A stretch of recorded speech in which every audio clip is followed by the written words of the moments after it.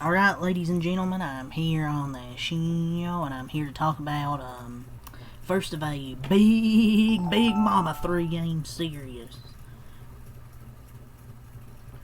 Between the Dodgers and the Padres, and what's new? I mean, Dodgers own the Padres in a big game?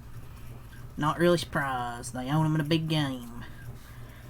The offense wasn't great tonight, but the pitching, was pretty good, besides that 8th inning. The bullpen started to give me a scare there in the 8th inning. The bases loaded, but they were able to get out of it. With a fly out that scored a run, but then they got a pop out. Trying to throw a bad pitch over the plate, but they missed it, and Lex Diaz got 2 outs there in the 9th, and then Jack Dreyer got the final out. So, Dodgers, they get their 69th win. Both teams now 69 and 53, tied for first place again.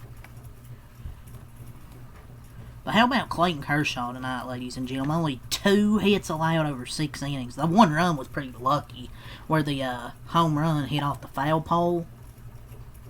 But besides that, he was just absolutely phenomenal tonight. Phenomenal. It's just crazy how, in this day and age in the MLB, it's velocity. And Kershaw doesn't throw, 99, 100 like most pitchers do. He had the Padres to 1 run in 6 innings of work, and he did it with a fastball that averaged 89. This man has given every single ounce of everything he's ever had to the Dodgers for 18 years. That's just competitiveness, You don't have to be super fast. You don't have to throw 99 or 100. Just be crafty. Get weak outs. He doesn't have to have power stuff to still get guys out. He can get weak contact and he'll get a few strikeouts here or there. And the Padres didn't even get 1 hit on that fastball when he threw it. He's just, lots of guys throw 100.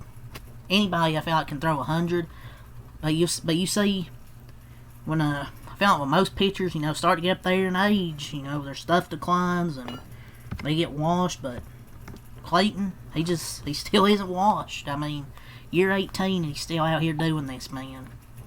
That's why he's my GOAT. He goes 6 innings, 2 hits, 1 earned run, 1 walk, strikes out 3 over 6 innings. He's just so special, man. I feel like they could have sent him out for the 7th inning, but if that had happened and gave up the lead, people would have been like, oh, he should have been taken out the inning before. So I'm fine with him getting taken out after 6 innings. And I probably would have won at 7, because that's just me being greedy. 6 innings was good enough. The bullpen, though, still wasn't perfect. I mean, they might as well just call it Bobby Miller at this point. Nobody else knows where it's going. That looked like a cookie to Manny Machado. He somehow popped it up, because of course he does. He somehow misses it. I mean, I'm down to try anything. That sweeper by China was a complete hanger. Machado missed it. They finally got some luck on their side. But I was impressed with Diaz in that 9th inning, though. He's been pretty great, honestly. His chase whiff rate is insane. Or should I say, awesome. But I was impressed with Diaz out there. Yeah, he had the 1 walk-up, or the 1 hit. I think he faced the 3 batters, but he gave up that 1 hit, but he struck out 2.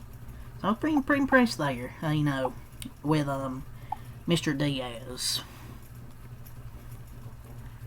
I mean, I'm enjoying the win, but they really need, honestly, maybe to try and sweep this shit. To try and make a statement. But then again, the way the bats are running, I don't know if it'll be a difference. But at least they have avoided at least a sweep. They're back in first on a tiebreaker, which is hilarious because it doesn't feel that way. But Diaz went for the 9th inning. But him being the only guy to, throw some strikes is kind of funny. Well, I mean, there was a lot of healthy cuts on foul balls, but he looked good, honestly. I guess you just got to credit Merrill for that at-bat. I can live with a long pitch at-bat single. And he doesn't throw like 100. Like, you're like, oh, I thought he threw triple digits. That's the other Diaz. Edwin Diaz. But I thought Alexis Diaz looked good out there, to be honest. Yeah, that was a long at-bat with Merrill, but at least it was a base hit and not a walk. But if he can continue to have that slider be in the zone for strikes, he's going to be the option against righties down the stretch. With Evan Phillips gone, if he can continue to have the slider be in the zone for strikes, he's going to be your option in clutch situations. Dude, my heart rate was at a playoff level in the 8th and 9th inning.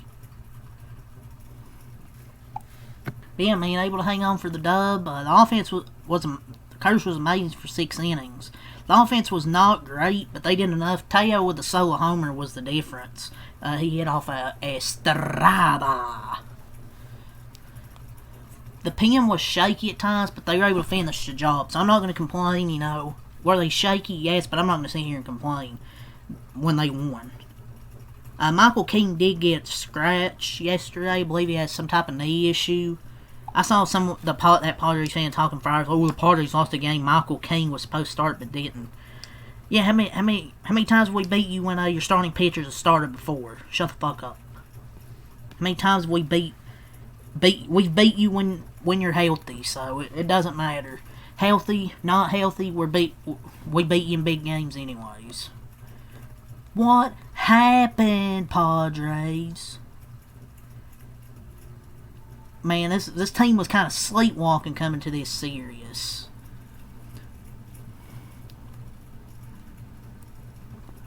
Like, and if we play the Padres again, these are going to be the same exact results in October. Guarantee you. The L was on the offense tonight. Oh, and let's talk about that other series with the Padres this year. We beat them. I think, what was it, 3 out of 4? We played a few series against them. We beat them. We played a 4-game series. We took like 3 out of 4 against them. Yeah, we played a 4-game series against the Padres where we took 3 out of 4. And then another one where we took 2 out of 3. So we have played 7 games against them. Or what? 1, 2, 3, 4, 5, 6. We played 7 games against them. We're 6-1. We just own this fucking team, dude. Like, that's the truth. We own this damn team. Healthy or not, I don't care if Michael King didn't pitch tonight. We still beat them regardless. Every single big game we play, we beat them. So, I don't want to hear that excuse. But Kershaw had enough. The offense did just enough. But they're back in first place. They're back in first place for now with a tiebreaker. Their top 4 in the lineup went combined 0 for 12, but despite that, their offense did enough. Just love Kershaw, man. So that's now his 119th start with 6+ innings with 1 earned run or less and 1 walk or less in the live ball era. And Greg Maddux and Don Sutton made about 740 or 50 career starts. Kershaw's made 444. And he has a 3.01 ERA on the season. So the guy's been phenomenal.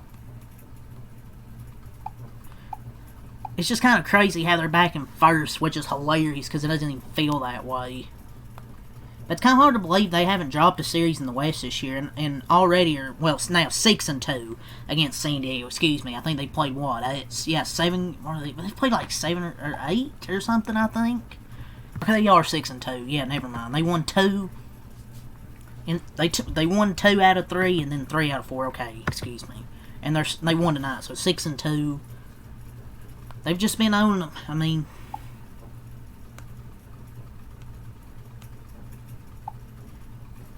Alexis Diaz got 2 big outs in the 9th, and Driver got the save. So Love to see it, man. I don't know why. We just can't.